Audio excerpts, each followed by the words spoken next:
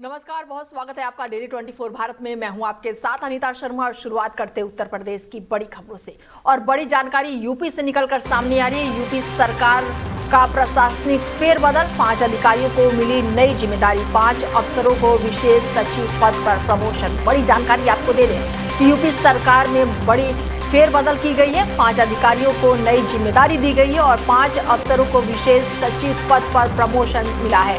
प्रशासनिक व्यवस्था को सुदृढ़ करने के उद्देश्य से 5 अफसरों के तबादले किए गए हैं और जारी आदेश के अनुसार कुल 5 अफसरों को तत्काल प्रभाव से उनके वर्तमान तैनाती स्थल से भी हटाकर नए जगहों पर नियुक्त किया गया है। आदेश में स्पष्ट किया गया है कि सभी संबंधित कर्मचारी तत्काल ही अपने नए कार्यस्थल के लिए रवाना होकर कार्यभार ग्रहण करें और अनुपालन की सूचना विभाग को उपलब्ध कराएं। और इन सभी 5 अफसरों को विशेष सचिव बनाया गया है। प्रभाकर मिश्रा विशेष सचिव बने हैं और साथ ही प्रविधा शिक्षा विभाग में नई नियुक्ति हुई है। धर्मेंद्र कुमार पाठक को पीडब्ल्यूडी में विशेष सचिव का पद मिला है। रविंद्र प्रताप सिंह पशुधन विभाग के नए विशेष सचिव बने हैं और धर्मराज को खाद्य एवं राजस्व विभाग में विशेष सचिव की जिम्मेदारी मिली है और देवेंद्र सिंह चौहान जो कि गृह विभाग के विशेष सचिव बने हैं। 5 अधिकारियों को नई जिम्मेदारी मिली है। ऐसे में 5 अफसरों को विशेष सचिव पर प्रमोशन मिला है। यूपी सरकार में प्रशासनिक फेरबदल देखने को मिला है। बड़ी जानकारी आपको दे दें कि 5 अधिकारियों को तत्काल ही कार्यभार संभालने के लिए कहा गया है और ऐसे में देवेंद्र सिंह चौहान जो है वो गृह विभाग के विशेष सचिव बनाए गए हैं। बड़ी प्रशासनिक फेरबदल हुई है। ये 5 अफसरों को विशेष सचिव पद पर प्रमोशन दिया गया है और ऐसे में बड़े तबादले देखने को मिल रहे हैं। तुरंत ही कार्यभार संभालने के निर्देश भी जारी किए गए हैं। 5 अफसरों के ये तबादले हुए हैं। इसके बाद से यूपी सरकार का प्रशासनिक फेरबदल ये देखने को मिला है। और हमारे साथ रोहित कश्यप जुड़ चुके हैं, हमारे संवाददाता लखनऊ से, और उनसे जानते हैं कि क्या कुछ अपडेट है, क्योंकि यूपी सरकार का प्रशासनिक फेरबदल आए दिन होता रहता है और ऐसे में एक बार फिर से ये फेरबदल हुआ है। रोहित जी, क्या कुछ अपडेट है? अपडेट ये है कि यूपी 5 अफसरों को संबंधित विभाग में प्रमोट कर विशेष सचिव बनाया गया है। यह खबर हाल ही में आई है, जिसमें बताया गया है कि प्रदेश सरकार ने 5 आईएएस अधिकारियों को विशेष सचिव के पद पर पद दी है। इन अधिकारियों को वर्तमान विभाग में ही पद मिला है, जिनमें अपने विभाग में उच्च पद पर काम करने का मौका मिलेगा। बिल्कुल, ऐसे में निर्देश ये भी मिले गए हैं कि तुरंत ही कार्यभार को संभाला जाए। जी हाँ, तो ये प्रभाकर संयुक्त सचिव बनाए गए हैं, जो प्रविधिकर शिक्षा सचिव विशेष सचिव रहेंगे। धर्मेंद्र पाठक हैं संयुक्त सचिव हैं पीडब्ल्यूडी से विशेष, क्योंकि ये जितने भी विभागीय हैं इनको कहा जाए सेम जल्द से जल्द इनको ज्वाइनिंग करनी पड़ेगी। बिल्कुल, क्या आने वाले चुनाव को देखते हुए ये बड़ा फेरबदल मान सकते हैं इसको? जी बिल्कुल मान सकते हैं कि चुनाव भी आने वाले हैं। जिस चुनाव के हिसाब से जिस हिसाब से ट्रांसफर हो रहे हैं, तो कहीं ना कहीं इसमें सरकार की भूमिका नजर आ रही है। साफ तौर पर देखने में ये बात हो रही है कि जितने भी अधिकारी हैं इतनी जल्द से जल्द जो ट्रांसफर जितने प्रमोट करने की जो तैयारी प्रक्रिया चल रही है, वो कहीं ना कहीं चुनाव के मद्देनजर ही कार्य हो रहे हैं। बिल्कुल, तो ऐसे में रोहित जी, क्या आने वाले समय में भी और भी ज्यादा फेरबदल प्रशासनिक में देखने को मिल सकता है हमें? देखिए, सरकार की कोशिश तो यही है कि कहीं ना कुछ वो करती रहे, ताकि आगे आने वाले चुनाव में बेनिफिट मिल सके। कहीं ना कहीं कोई रुझान आ ही सकता है सरकार के द्वारा, जो हम लोग को जानकारी प्राप्त मीडिया के द्वारा होगी, तो जैसे ही प्राप्त होगी अचानक बता तो आपको बताया जाएगा। चलिए, तमाम जानकारी के लिए बहुत शुक्रिया। वहीं यूपी के अंबेडकर नगर से खबर निकलकर सामने आ रही है। अंबेडकर नगर में नगर पालिका परिषद अकबरपुर द्वारा अतिक्रमण हटाने की कार्रवाई की गई है। ज्वाइंट मजिस्ट्रेट प्रभारी ईओ विशाल और साथ ही तहसीलदार पुलिस बल के साथ बुलडोजर लेकर मौके पर पहुंचे और बस स्टॉप से पटेल नगर तक अभियान चलाया गया। प्रशासन का कहना है कि ये कार्रवाई पीडब्ल्यूडी की भूमि को अतिक्रमण से मुक्त कराने के लिए की गई है और इस दौरान समाजवादी पार्टी के जो विधायक राम मूर्ति वर्मा के कार्यालय के बाहर लगे टीन शेड भी तोड़ दिए गए, जिसके बाद से सपा नेताओं ने सोशल मीडिया पर सवाल खड़े कर दिए हैं। जलालपुर ब्लॉक अध्यक्ष संदीप वर्मा ने फेसबुक पर लिखा है कि होली से पहले की गई ये कार्रवाई गरीबों और व्यापारियों के रोजगार पर चोट है। सपा ने आरोप लगाया कि रमजान के महीने में रोजदारों और त्योहारों की तैयारियां कर रहे लोगों के सामने ये कार्रवाई अन्यायपूर्ण है। पार्टी का कहना है कि गरीबों के आशियाने पर बुलडोजर चलाया गया है, जबकि सड़क किनारे लंबे समय से संचालित अवैध टैक्सी स्टैंड और ई रिक्शा अतिक्रमण पर प्रभावित कार्रवाई नहीं हुई है। वहीं यूपी के कानपुर में ऑपरेशन मुस्कान के तहत थाना जीआरपी कानपुर सेंट्रल पुलिस ने सराहनीय पहल करते हुए एक गुमशुदा बच्चे को अपनी मां से मिलवाया है। कानपुर सेंट्रल रेलवे स्टेशन के प्लेटफॉर्म पर करीब 6 वर्षीय बालक रोता हुआ मिला, जो अपना नाम और पता बताने में असमर्थ था। जीआरपी टीम ने तत्काल कार्रवाई करते हुए बच्चे को सुरक्षा में लिया और आसपास के स्टेशनों और जनपदों में उसकी सूचना प्रसारित की। सूचना के आधार पर परिजन चौकी जीआरपी पनकी थाना पहुंचे, जहां पर मां ने बच्चे की पहचान की। पुलिस की सक्रियता और सतर्कता के चलते मासूम सुरक्षित अपनी मां के गोद में लौट सका। परिजनों ने जीआरपी कानपुर सेंट्रल पुलिस का आभार व्यक्त किया है और पुलिस की तत्काल कार्रवाई की सराहना की है। तो वहीं अमरोहा में समाजवादी पार्टी के नेता नरेंद्र सिंह चौहान ने उत्तराखंड के रुद्रपुर में हुई घटना को लेकर भारतीय जनता पार्टी पर जमकर निशाना साधा। उन्होंने कहा कि सभी धर्मों का सम्मान करना हम सबका फर्ज है और देश को धर्म के नाम पर बांटने की राजनीति ठीक नहीं है। नरेंद्र सिंह चौहान ने कहा है कि जब देश के प्रधानमंत्री नरेंद्र मोदी, गृह मंत्री, अधिकांश राज्य की मुख्यमंत्री हिंदू है तो फिर हिंदू खतरे में कैसे हो सकते हैं। उन्होंने आरोप लगाया कि भारतीय जनता पार्टी केवल जुमलेबाजी करती है और हिंदू मुसलमान के नाम पर लोगों को बांटकर राजनीति चमकाती है। सपा नेता ने दावा किया कि आगामी विधानसभा चुनाव में समाजवादी पार्टी का परचम लहराएगा और अखिलेश यादव यूपी के मुख्यमंत्री बनेंगे। चुनाव लड़ने के सवाल पर उन्होंने कहा है कि पार्टी हाईकमान का जो भी आदेश होगा उसका पालन करते हुए वो मैदान में उतरेंगे और जीत हासिल करेंगे। मैं नरेंद्र चौहान मेरी तरफ से सभी देशवासियों को, क्षेत्रवासियों को, प्रदेशवासियों को और खास करके विधानसभा नौगामा के वासियों को इस पावन पर्व होली पर मेरी तरफ से बहुत बहुत हार्दिक शुभकामनाएं, बधाई। और इस रमजान के पाक महीने में मुस्लिम भाइयों को भी मेरी तरफ से बहुत बहुत हार्दिक बधाई। नरेंद्र भाई, अभी रुद्रपुर में जो एक नमाज पढ़ रहे एक बंदे को जो है वो लातों से पीटा जाता है, उससे गाली गलौज उसके साथ की जाती है, इसके बारे में क्या कहेंगे आप? देखिए, मेरा तो मानना ये है, वैसे किसी के धर्म से खिलवाड़ नहीं होना चाहिए। अब इसमें चाहे देखिए मुस्लिम है, मुस्लिम भाई हैं, उनका एक अपना धर्म है, हिंदू भाई हैं, उनका अपना एक धर्म है, तो किसी का, मेरा मानना यह है कि किसी के धर्म से भी कोई खिलवाड़ या कोई बदतमीजी नहीं होनी चाहिए। अभी विधानसभा का चुनाव भी जो समय है वो भी नजदीक आ चुका है, उसके बारे में क्या कहें कि आपकी पार्टी का स्टेटस क्या रहने वाला है आने वाले समय में? देखिए, अगर विधानसभा चुनाव की बात करें तो मेरा मानना यह है कि आदरणीय अखिलेश यादव जी मुख्यमंत्री बनेंगे और समाजवादी की सरकार बनेगी। और देखिए, जो भारतीय जनता पार्टी ने जुमलेबाजी से सरकार बनाई है, खाली हिंदू, मुस्लिम, पाकिस्तान, हिंदुस्तान, मंदिर, मस्जिद, इन पे चुनाव करते हैं, कभी मुद्दों पे कोई चुनाव नहीं। और इनकी तो बातें ऐसी हैं, अभी मान लीजिए ये कहते हैं कि हिंदू खतरे में है, मैं देखता रहता हूँ जैसे, तो बताते हैं हिंदू खतरे में है। अब आप ये बताइए, हमारा देश के प्रधानमंत्री हिंदू, रक्षा मंत्री हिंदू, गृह मंत्री हिंदू, और जी ये मान लीजिए कि हमारे प्रदेश के योगी बाबा और अन्य भी अदर स्टेटों के मुख्यमंत्री अधिकतर हिंदू। तो देश में आईपीएस 80% हिंदू। उसके बाद भी अगर हिंदू खतरे में है तो फिर हिंदू सही कब रहेगा, ये बताइए, सुरक्षित कब है फिर हिंदू? मैं नरेंद्र चौहान मेरी तरफ से सभी देशवासियों को, क्षेत्रवासियों को, प्रदेशवासियों को। वहीं कानपुर में आगामी होली पर्व को देखते हुए रेलवे स्टेशन पर संघ चेकिंग अभियान चलाया गया। जीआरपी कानपुर सेंट्रल ने यात्रियों को सुरक्षा और आपराधिक घटनाओं को रोकथाम के लिए विशेष अभियान संचालित किया है।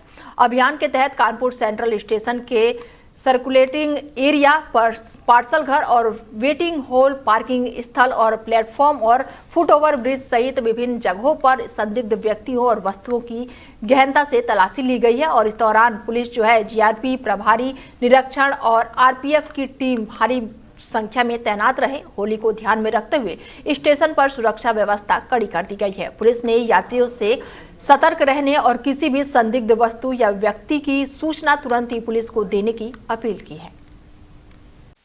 तो वहीं ललितपुर पहुंचे प्रभारी मंत्री और अल्पसंख्यक कल्याण मंत्री दानिश आजाद अंसारी ने शहर के विभिन्न स्थानों का निरीक्षण किया और इसके बाद से कलेक्ट्रेट सभागार में अधिकारियों के साथ समीक्षा बैठक कर आवश्यक दिशा निर्देश दिए। पत्रकार वार्ता के दौरान हर घर जल योजना को लेकर सड़कों की खुदाई और कई जगहों पर पानी न पहुंचने के सवाल भी उठाए गए और इस पर मंत्री ने संबंधित अधिकारियों को तत्काल कार्रवाई के निर्देश दिए। उन्होंने कहा कि प्रत्येक घर तक स्वच्छ पेयजल पहुंचाना सरकार की पहली प्राथमिकता है और लापरवाही किसी भी स्तर पर बर्दाश्त नहीं की जाएगी। माननीय मुख्यमंत्री जी की मंशा है कि हर जनपद विकास के इस यात्रा में शामिल हो। उस नियत के साथ हम ललितपुर आए और हमने यहाँ पे समीक्षा बैठक भी की, आम जनमानस से हम भेंट भी कर रहे हैं, पत्रकार वार्ता भी की, समीक्षा बैठक की अधिकारियों के साथ। और हर योजना जो सरकार की हर योजना है ग्राउंड लेवल पर उन योजना का इम्प्लीमेंटेशन हो, किसानों की खुशहाली का काम करें, नौजवानों को रोजगार से जोड़ने का काम करें, महिलाओं को शिक्षित और सशक्त करने का काम करें। देखिए अभी हम गए थे, बड़ी पानी टंकी बन रही है, आपने देखा हमारे साथ, हम वहाँ भी गए और उसका निर्माण कार्य लगभग पूरा हो चुका है और महीने भर के अंदर उस पानी के उस टंकी को भी चालू करेंगे, जिससे हजारों घरों तक पानी पहुँचेगा और हर घर अच्छा जल पहुँचे, शुद्ध जल पहुँचे, पानी की किसी कोई समस्या ना हो। वहीं ललितपुर में टीईटी अनिवार्यता के विरोध में शिक्षक सड़कों पर उतर आए हैं और बड़ी संख्या में शिक्षकों ने बीएससी कार्यालय पहुंचकर जोरदार प्रदर्शन किया और अपनी मांगों को लेकर नारेबाजी की। प्रदर्शन के दौरान शिक्षकों ने कहा कि टीईटी को अनिवार्य किए जाने से कई शिक्षकों के भविष्य पर असर पड़ेगा। उन्होंने सरकार से इस निर्णय पर पुनर्विचार करने की मांग की। बाद में प्रतिनिधिमंडल ने जिलाधिकारी को ज्ञापन सौंपकर अपनी समस्याओं से अवगत कराया और उचित समाधान की मांग की। तो पात्रता के बारे में जो धरना प्रदर्शन किया जा रहा है, मैं जगोरा ब्लॉक का पूर्व माध्यमिक शिक्षा संघ का मंत्री राजीव शर्मा आपके सामने यह वचन देता है कि चाहे हमारी जान चली जाए, हमें सरकार बदलनी पड़े, सुप्रीम कोर्ट का जज क्या एचजीएस का एग्जाम दोबारा दे सकता है? डीएम क्या आईएएस का एग्जाम दोबारा प्री मेन दे सकता है? फिर मास्टरी क्यों, टीचर ही क्यों दे एग्जाम? टीचर ही की परीक्षा क्यों ली जाए? प्राइवेटाइजेशन हो रहा है तो केवल टीचर ही के लिए क्यों हो रहा है? और कोई जॉब नहीं, लेखपाल है, बीडीओ है, तहसीलदार है, एसडीएम है, इनका कोई मतलब नहीं, केवल टीचर टीईटी दे, ऐसा क्यों? तो जब बांटने की राजनीति है, इससे बांटोगे तो। मिर्जापुर में जिला कांग्रेस कमेटी ने राष्ट्रपति को संबोधित ज्ञापन जिलाधिकारी को सौंपा। जिला मुख्यालय पर कांग्रेस कार्यकर्ताओं ने प्रदर्शन करते हुए सरकार विरोधी नारे लगाए। कांग्रेस नेताओं का आरोप है कि एआई समिट में जिस प्रकार से चीन के रोबोट को गलगोटिया यूनिवर्सिटी का रोबोट बताकर प्रस्तुत किया गया, उससे देश की छवि धूमिल हुई है, लेकिन इस मामले में कोई भी ठोस कार्रवाई नहीं की गई है। उन्होंने ये भी कहा कि जब कांग्रेस कार्यकर्ताओं ने इसका विरोध किया तो उन्हें गिरफ्तार कर लिया गया। कांग्रेस पदाधिकारियों का कहना है कि यदि खुफिया एजेंसियों और संबंधित विभाग सतर्क रहता है तो ऐसी स्थिति उत्पन्न नहीं होती है। उन्होंने मांग की कि गिरफ्तार किए गए युवा कांग्रेस कार्यकर्ताओं का तत्काल रिहा किया जाए और अन्यथा व्यापक स्तर पर धरना प्रदर्शन किया जाएगा। आज हम लोग कांग्रेस पार्टी के राष्ट्रीय अध्यक्ष और उनके साथ तमाम साथियों को भारतीय जनता पार्टी के सरकार के इशारे पे जबरदस्ती गिरफ्तार किया गया है। जिस तरह से सरकार विपक्ष की भूमिका को खत्म करने का प्रयास कर रही है, यह बहुत ही गलत है। हमारे साथियों ने यही गलती किया था कि एआई में घुस के प्रदर्शन करने का काम किया था, मगर जब आप सड़कों पे नहीं सुनेंगे, आप सदन में नहीं सुनेंगे, आप कहीं भी नहीं सुनेंगे, तो यही रास्ता अपनाना पड़ेगा, तब जाके सरकार सुनेगी और जागेगी। उन लोगों ने कोई गलत काम नहीं किया है। सरकार जो कर रही है ये बहुत ही तानाशाही और हिटलरशाही वाला रास्ता है। अगर ऐसे ही करेंगे तो आने वाला दिन बांग्लादेश और नेपाल और श्रीलंका वाला जो बचा रास्ता है वहीं अब देश के नौजवानों को अपनाना पड़ेगा। अगर सरकार ऐसे ही चलेगी तो अगला रास्ता हमको लग रहा है कि देश को यही उठाना पड़ेगा और तभी जाके ये देश और ये भारत के लोग सुरक्षित होंगे। वहीं मिर्जापुर में मुख्यमंत्री सामूहिक विवाह योजना के अंतर्गत नगर के कई जगहों पर राजकीय इंटर कॉलेज में 300 जोड़ों का सामूहिक विवाह जो है वो संपन्न हुआ और इसी आयोजन में जनपद के 12 विकास खंडों को वर वधुओं ने एक दूसरे को जीवन साथी के रूप में स्वीकार किया। जिला समाज कल्याण अधिकारी रामविलास यादव ने बताया कि कार्यक्रम की तैयारियां पूर्व से ही की जा रही थी। जनप्रतिनिधियों की उपस्थिति में आयोजन इस समारोह में सभी नवजोड़ों को आशीर्वाद दिया गया और सुखद दाम्पत्य जीवन की शुभकामनाएं भी दी गई। योजना के तहत प्रत्येक जोड़े पर 1 लाख की सहायता का प्रावधान भी है और इसमें 60,000 की राशि वधु के खाते में भेजी जाती है और 25,000 का उपहार सामग्री, वस्त्र और अलंकार की व्यवस्थाएं की जाती हैं और 15,000 भोजन पंडाल और अन्य व्यवस्थाओं पर खर्च किए जाते हैं। जिला समाज कल्याण अधिकारी ने बताया कि यदि शासन से अतिरिक्त लक्ष्य प्राप्त होता है तो मार्च माह में पुनः सामूहिक विवाह का आयोजन किया जाएगा। नवदंपतियों ने सरकार की इस योजना की सराहना की।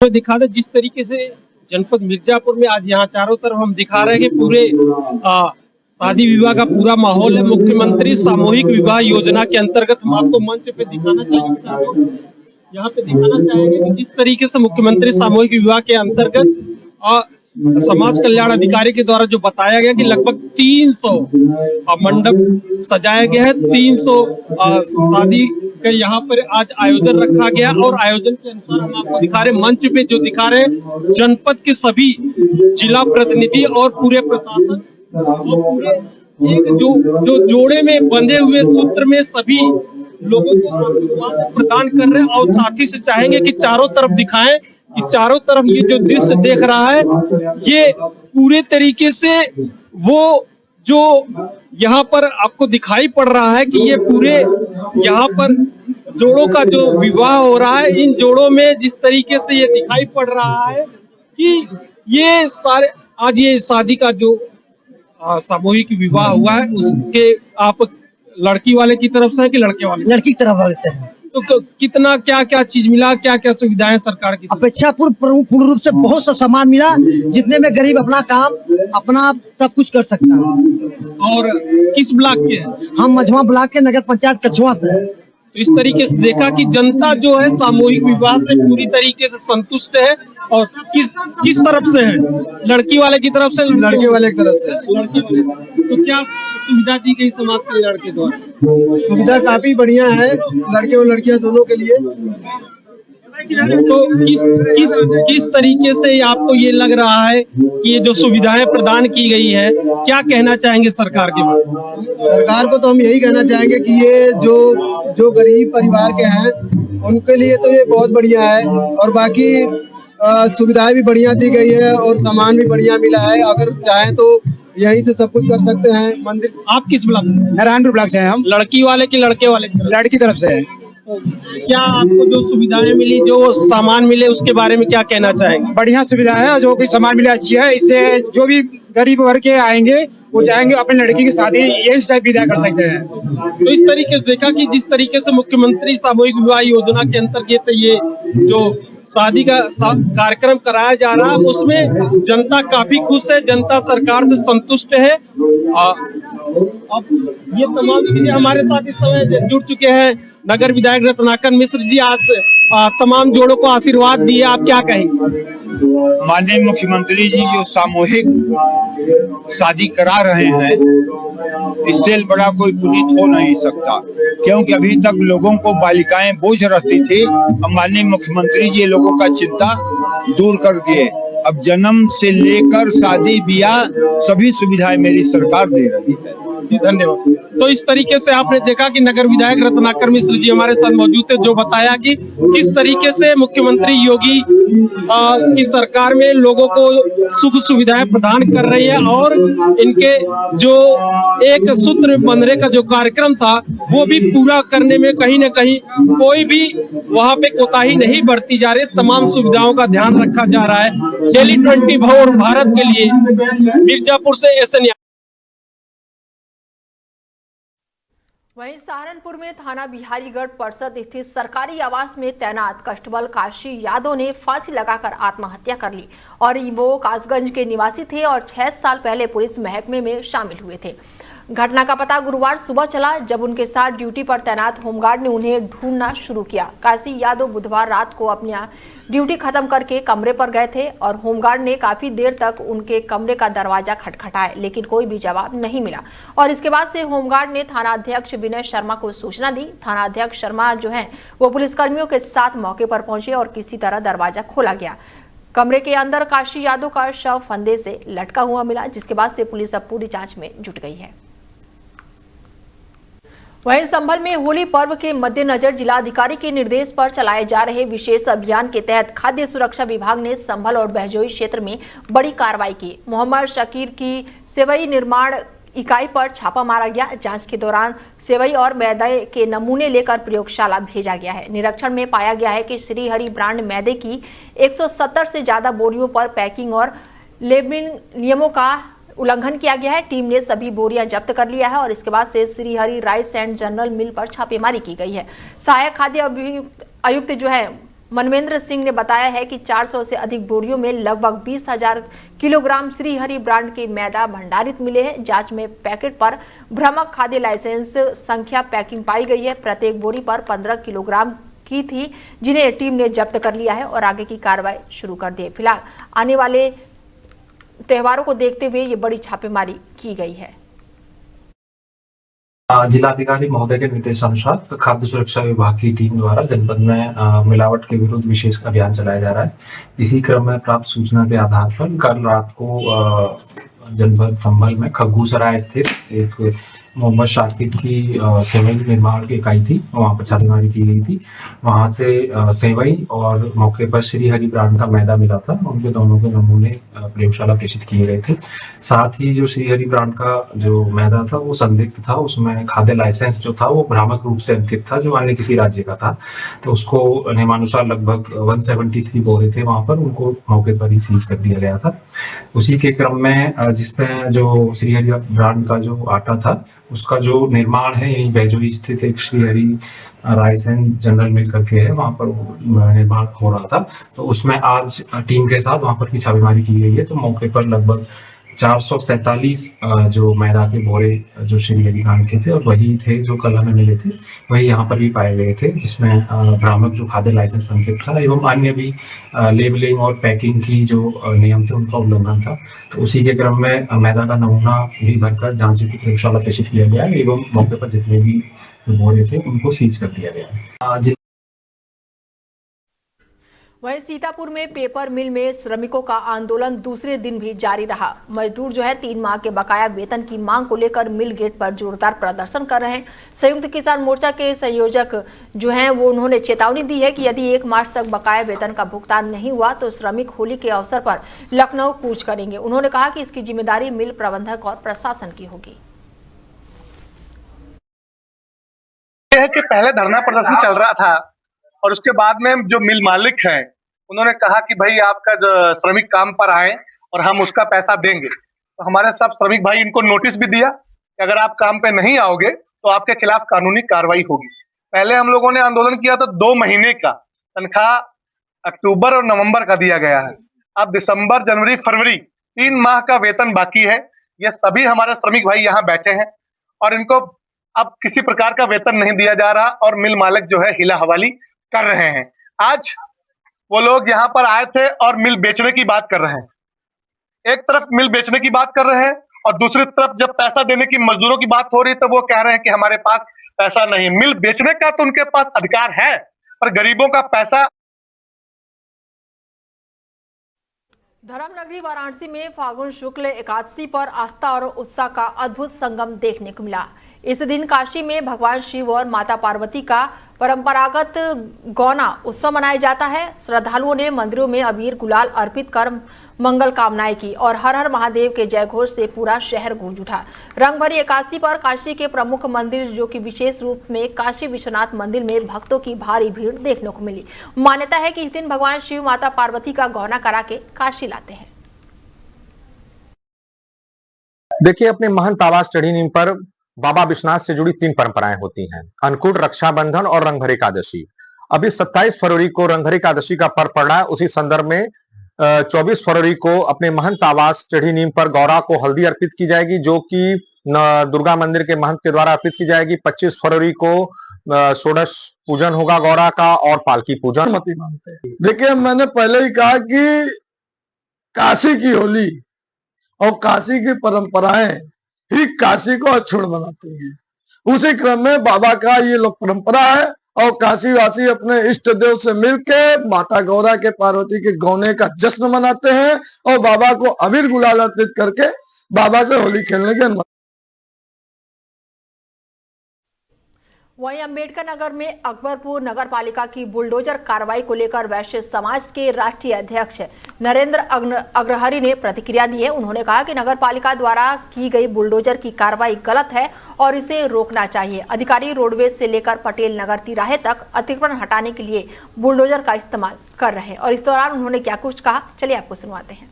आरो बिल्ली हाल है शेर वाला काम करने के लिए, जनता को अपने प्रदर्शित करने के लिए ऐसा कार्रवाई कर रहे हैं। आप व्यापारियों के साथ कैसे खड़े होंगे? हम व्यापारियों के साथ तन मन धन से खड़े हैं और जैसा भी होगा हम उसी हिसाब से रणनीति बना के व्यापारियों के साथ इसकी निंदा करेंगे, इसके लिए धरना देंगे, प्रदर्शन करेंगे, सड़क पे उतरेंगे अगर हमारी बात ना सुनी गई तो। व्यापारियों में आक्रोश है कि 15 दिन पहले नोटिस उनको दी गई थी, उसके बाद अब बुलडोजर चल रहा है। नोटिस दी गई ना कुछ किया गया। मैं ये मानता हूँ कि जितना उनको तोड़ना है, जितना वो एक बार बता दें, जैसे फैजाबाद रोड पे व्यापारियों ने स्वयं तोड़ा उसी तरीके से हम लोग तोड़ करके सड़क चौड़ी कर दें, इससे हमको कोई तकलीफ नहीं। लेकिन ये डेली का डेली किसी का सीढ़ी तोड़ना, किसी के नाली के ऊपर अतिक्रमण हटाना और व्यापार को विखंडित करना, व्यापार में खलन डालना, ये गलत चीज है। इसका एक सलूशन होना चाहिए। एक व्यापारियों को बुला करके व्यापार मंडल की मीटिंग होती है, माननीय डीएम साहब के साथ समझ वहां बता दिया जाए हम लोगों को, अगर उतना हम लोग न तोड़े तब हम लोगों के ऊपर कार्रवाई किया जाए। नगर पालिका प्रशासन ये कह रहा है कि मैं 15 दिन पहले नोटिस भेज चुका हूँ, अब जाके बुलडोजर चल रही है। किसी को नोटिस नहीं आया है।